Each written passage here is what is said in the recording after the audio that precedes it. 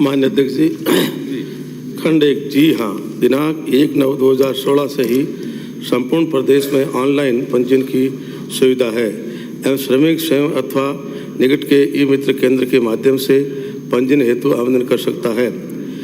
1 जनवरी 2018 से 31 दिसंबर 2022 तक की अवधि में उदयपुर जिले की सलूम्बर, सराड़ा, सेमारी, जयसमंद, झलारा पंचायत समिति में हुए पंजीयन का विवरण परिशिष्ट 1 पर संलग्न है।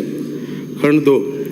1 जनवरी 2018 से 31 दिसंबर 2022 की अवधि में योजना वाले लाभान्वितों का विवरण परिशिष्ट 2 पर संलग्न है। खंड 3।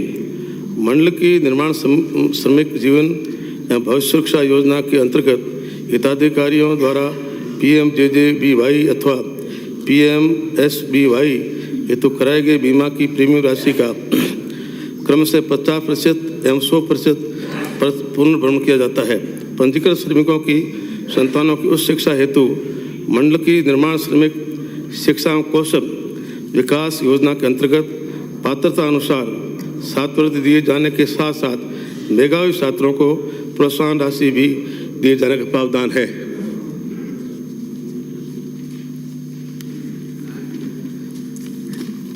माननीय अध्यक्ष महोदय, उदयपुर जिले की सराड़ा, सलूम्बर, सेमारी, जलारा और जयसमंद पंचायत समिति के 1 जनवरी 2018 से 31 दिसंबर 2018 के 22 में जब पंजीकृत श्रमिक परिशिष्ट 1 में 12,104 है और आपने दूसरे में दिया है जो पेमेंट किया है परिशिष्ट 2 में 12,331, जब फार्म 12,104 के हुए तो आपने 12,331 में कैसे पेमेंट किया ये बताया जाए।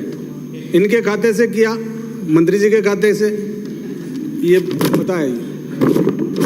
दिखा लो, दिखा लेंगे साहब, जानकर दे देंगे आपको। माननीय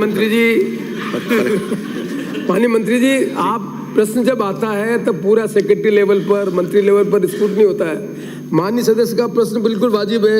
आप लिख रहे हो पंजीकृत श्रमिकों की संख्या 12,104 और उत्तर दे रहे हो आपके 12,331 को बेनिफिट किया।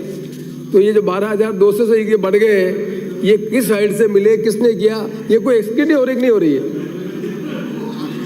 जानकारी लेके साहब गलती है तो उनको नोटिस देंगे, कार्रवाई करेंगे। जानकारी नहीं, प्लीज मैं आपके माध्यम से सरकार के मंत्री और सारे अधिकारियों से कहना चाहता हूं कि विधानसभा में इस तरह से गैर जिम्मेदारी से प्रश्न का उत्तर आना हम सब के लिए चिंता का विषय है और सरकार से अपेक्षा की जाती है कि सदन में जो जवाब आए उस जवाब को मंत्रीगण पूरा स्क्रूटनी करके उसके बाद सदन में जवाब दें, अन्यथा सदन की गरिमा खत्म हो जाएगी।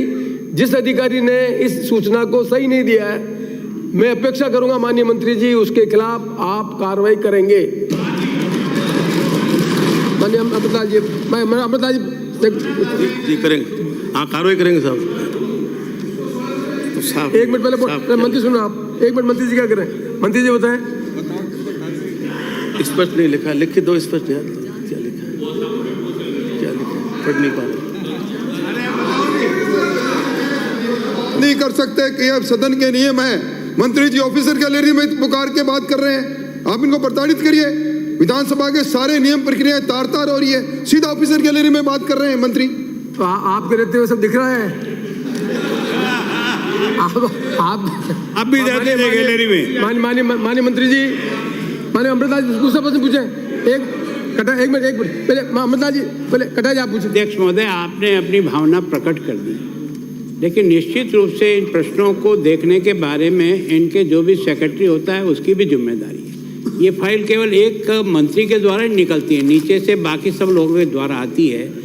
तो इतनी बड़ी भूल अगर हो जाए और उसके लिए जो संबंधित सेक्रेटरी है वो इसके लिए लायबल नहीं है, विधानसभा में भेज रहा है, तो कम से कम मंत्री जी के साथ साथ उनको भी ताड़ना जानी चाहिए कि क्या हो रहा है, ये तमाशा कर रहे हैं। माननीय मंत्री जी, माननीय अध्यक्ष जी, एक लेबर को 2 या 3 योजना का फायदा दिया जा सकता है। जो 7 योजनाएं दी है उसको मतलब भविष्य निधि का फायदा दे सकता है, श्रमिक औजार भी दिए जा सकते हैं उसको मतलब प्रसूति सहायता दी जा सकती है, वो संख्या कम तो सहायता ज़्यादा दी। ये प्रश्न में और आप प्रॉब्लम में आएंगे। यदि एक प्रश्न में तो फिर 1231 का फिगर भी सही नहीं आएगा। फिर 12,000 जो आदमी है उनमें से कितने आदमी डबल हुए, कितने 3 आए, उसकी जानकारी पर आएगी। मैं समझता हूं कि माननीय मंत्री जी, मैं ये गंभीर प्रश्न है और मैं अपेक्षा करूंगा आपसे कि स्थगित करने से कोई रास्ता निकलेगा क्या भाई?